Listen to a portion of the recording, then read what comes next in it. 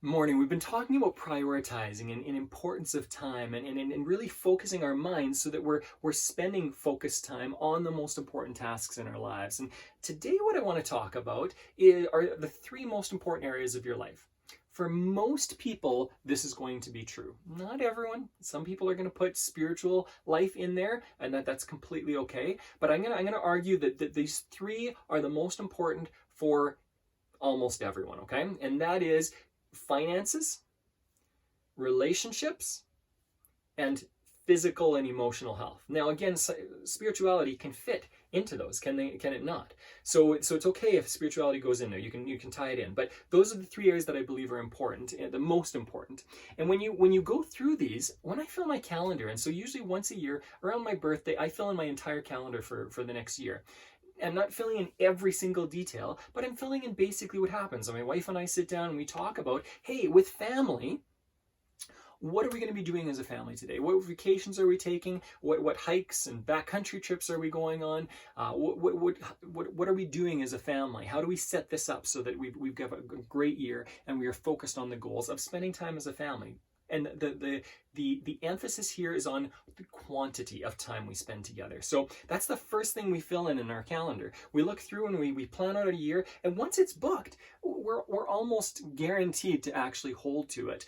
If we don't book things in, life can kind of get away with on us. And then we've realized this in our lives that at times we didn't put things down and we didn't take a vacation. We didn't do things as a family that we wanted to do. All right. So this is what I do. I first book in all the family stuff, and that's about quantity of time. The second is finances and career.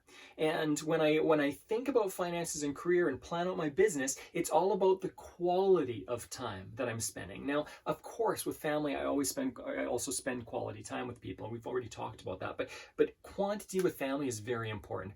With work, it's all about quality. It's not about quantity, it's about quality. That's what I need to focus on, is how efficient can I be so that I'm spending more time with my family, so I've got more time and money freedom, right? So the second thing I ask is how can I make the best use of my time in my business? So again, start of the year, around my birthday, I typically ask myself, what can I hire out? What are things that I'm not enjoying or I'm procrastinating on? How can I hire those things out? How can I focus on those most important tasks on a consistent basis? I am always constantly asking myself that. I also ask myself, what are the two or three things that I want to accomplish this year? What do I want to focus on learning, the skill set? What do I want to focus on gaining or achieving in different ways? And then the third area is physical health. And then the key idea here, so with family, it was quantity. With work and career, it's efficiency, it's quality time.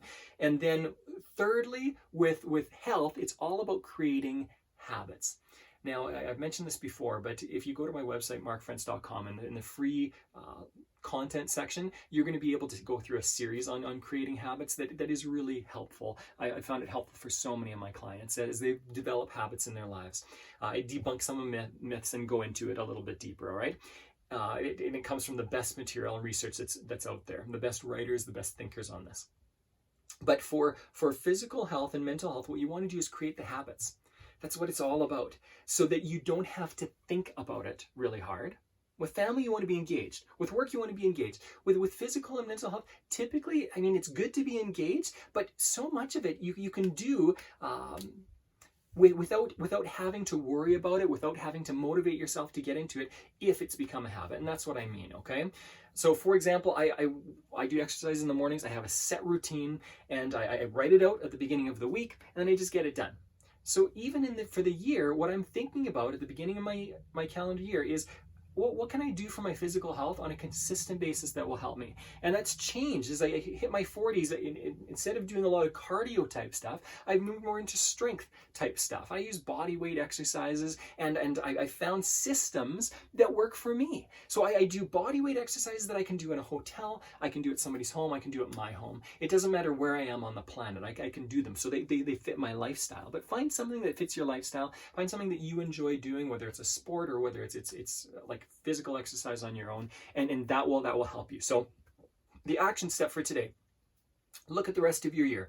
Maybe it's the rest of your year until your next birthday. Maybe it's the rest of the calendar year. Whatever you decide is helpful, that works for you, that's fine. And ask yourself, how can I spend more quantity time with my family? How can I spend better quality time in my work and business? And then how do I create habits with my physical health? If you cover those three, and especially if you cover them at the beginning of the year and you've set up those systems, then you are far more likely to do them and they kind of run on their own. You don't have to worry about them now. They take up so much headspace, and that's why this fits into time management, because the rest of your year, you can just book things in and you don't have to worry about it, all right? Take care of these three areas and you're more likely to take care of almost every area of life. Remember, you got this.